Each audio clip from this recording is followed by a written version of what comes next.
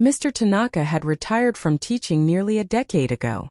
His once busy days filled with the chatter of students and the rustling of papers had been replaced by the quiet rhythms of retirement. He spent most of his days tending to his small garden, reading books, and occasionally taking walks in the park near his home.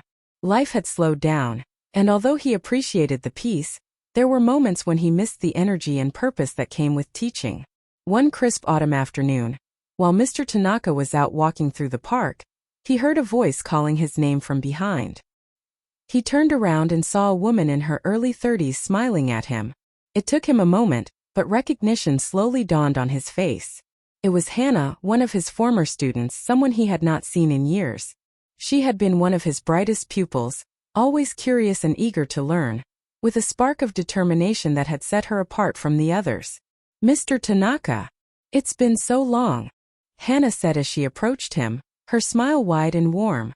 "Hannah," Mr. Tanaka replied, his voice filled with pleasant surprise. "It has indeed been a long time. How have you been?" "I've been well, thank you. I moved back to the city recently for work, and I was thinking about you the other day. I hoped I might run into you, and here you are," she said, almost in disbelief. They decided to sit on a nearby bench, and for a while, they simply sat in the comfortable silence that often accompanies the reunion of old friends or mentors and students. The park was quiet, with only the occasional sound of children playing in the distance and the rustling of leaves as they fell from the trees. "So, Hannah," Mr. Tanaka began, "what have you been doing all these years?" Hannah smiled, a little shyly at first, and began to recount her life since leaving school. She had gone to university, as Mr. Tanaka had encouraged her to, studying business and later working for a large company in Tokyo. She spoke of the challenges she had faced in the corporate world, the pressures and long hours, but also the satisfaction she had found in her work. Recently, she had returned to her hometown, taking a position at a smaller firm where she felt she could make a greater impact.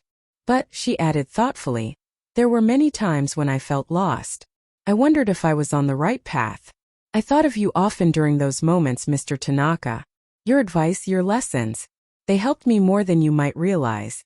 Mr. Tanaka listened intently, his heart swelling with pride and humility at the same time.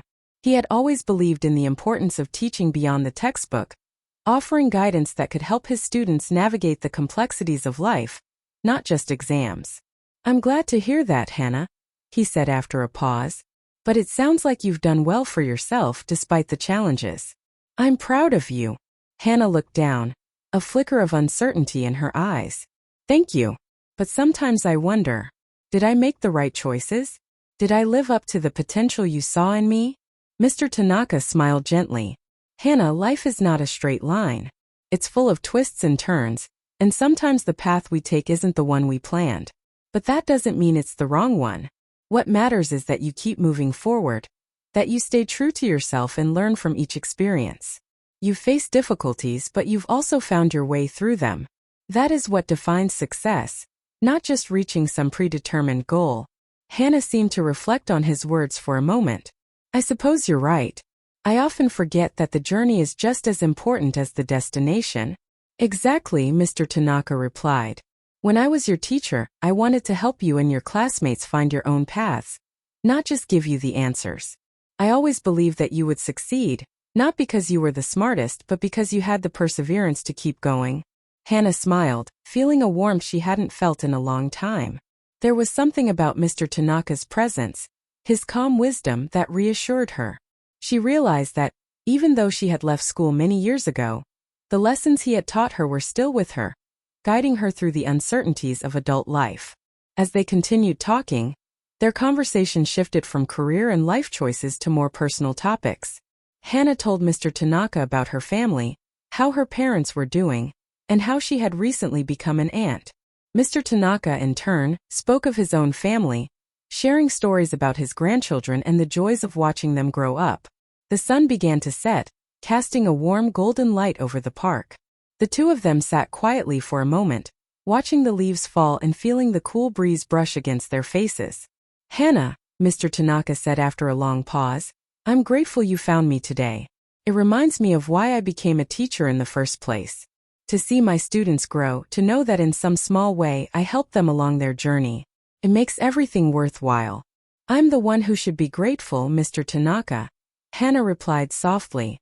You shaped more of my life than you know. I don't think I ever thanked you properly for that. Mr. Tanaka waved his hand dismissively. No need for thanks. Just knowing that you're doing well is more than enough for me. As the evening grew darker, Hana stood up and said, I should get going. But I'd love to meet up again soon. Maybe we could have tea sometime. I would like that very much, Mr. Tanaka said, standing up as well. They exchanged contact information, and after a final wave, Hana walked away, leaving Mr. Tanaka to his thoughts. As he watched her go, he felt a deep sense of fulfillment. The years of teaching, the long hours, the challenges, it had all been worth it. In his heart, he knew that his work wasn't just about education. It was about shaping lives, offering guidance that extended